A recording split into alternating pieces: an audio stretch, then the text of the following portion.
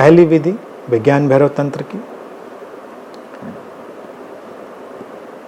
सूत्र कहता है, देखिए इस समय मेरे पास इंग्लिश वर्जन है तो मैं उसको ट्रांसलेट कर दूंगा।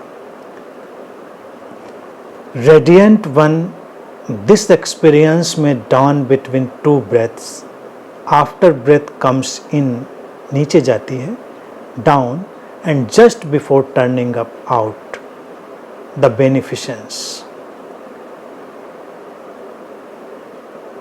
सूत्र कहता है कि हे आलोकमयी, ज्योतिर्मयी, ये अनुभव दो सांसों के बीच में घटता है।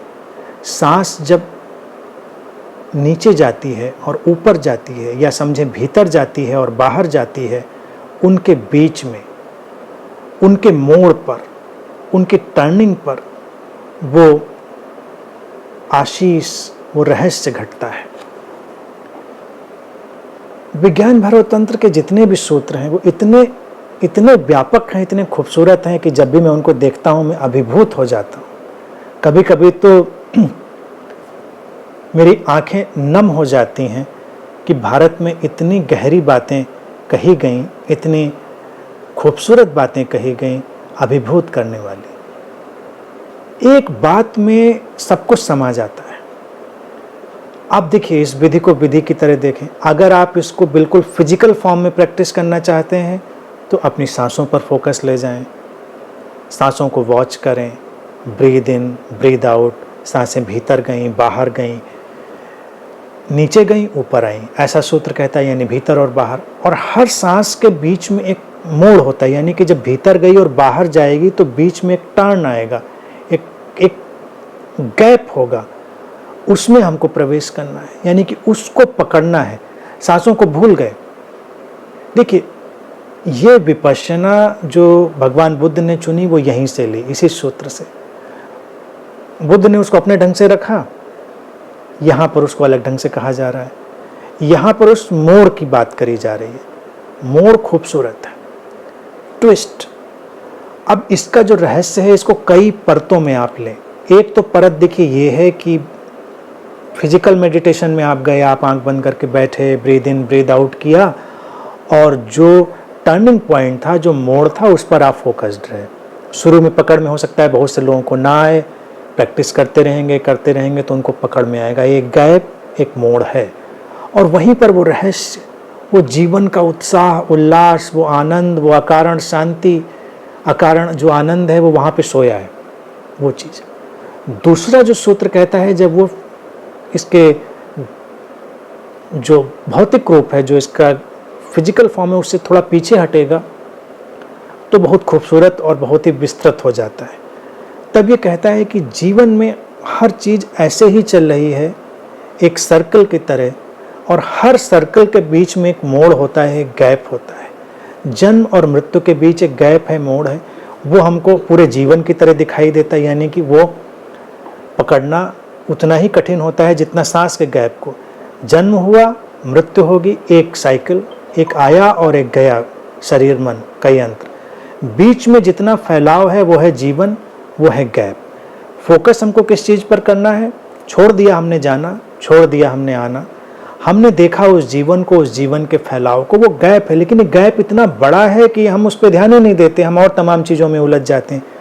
तो अगर कोई बहुत ही संवेदनशील, जागरूक है तो पूरे जीवन के फैलाव पर अनकंडीशनल, चॉइसलेस उसको महसूस कर सकता है। जे कृष्णमूर्ति यहीं पर जब अपना कंसेप्ट लाते थे चॉइसलेस अवेयरनेस का, तो वो यही कहना चाहते थे कि ये जो गैप, यानी कि जो अंतराल जिसको हम जीवन कहते हैं, उसमें चुनाव रहित होकर हम पूरी तरह देखें तो वो ध्यान बन जाएगा। तो वो कहते थे हम ध्यान की विधियाँ नहीं देते, लेकिन एक विधि वो दे रहे थे। विधियों से हम बच नहीं सकते ना, विधियाँ आ ही जाती हैं। फिर इसके अलावा भारत ने और खूबसूरत, क्योंकि हर जगह आप देखेंगे एक भाव के आने और एक भाव के जाने में अंतराल आता है। जब आप सुबह जगते हैं तो नींद जा रही है, जागरण आ रहा है, एक गैप है, एक मोड़ है। जब आपको नींद आ रही है तो एक जागरण जा रहा है और नींद आ रही है तो एक गैप, एक अंतराल आएगा, उसको पकड़िए। जब दो वक्त मिलते हैं, भारत में हमने उनको संध्या पूजन, संध्या वंदन कहा। संध्या का तात्पर्य है जब दो वक्त मिलते हैं, दिन जा रहा है, शाम आ रही है, ये संध्या का टाइम है। सुबह को भी हम वही कहते हैं सुबह, इसीलिए पूजा अर्चना और साधना के लिए भारत में बहुत महत्वपूर्ण रहा कि अब रात का अंधेरा जा रहा है, सुबह का उजाला आ रहा है, एक गैप। फिर तुम इसको देखते जाओगे, ये फैलाव अंतहीन है। किसी से तुम मिले, किसी से तुमने विदा ली, एक गैप आया, एक मोड़ हुआ। हर बार एक गियर चेंज हो रहा है, हर बार एक बदलाव आ रहा है। तुमने मुझे लाइव सुना, मैं सेशन बंद करूंगा, एक गैप आया, एक मोड़ आया। कल तुम फिर आओगे, मैं आऊँगा, हम दोनों बैठेंगे, एक गैप आया। उस मोड़ को महसूस करना। तुमने भोजन किया, भोजन में देखो तुमको दिखता है, भोजन तुम्हारे पेट में गया, एक अंतराल आया।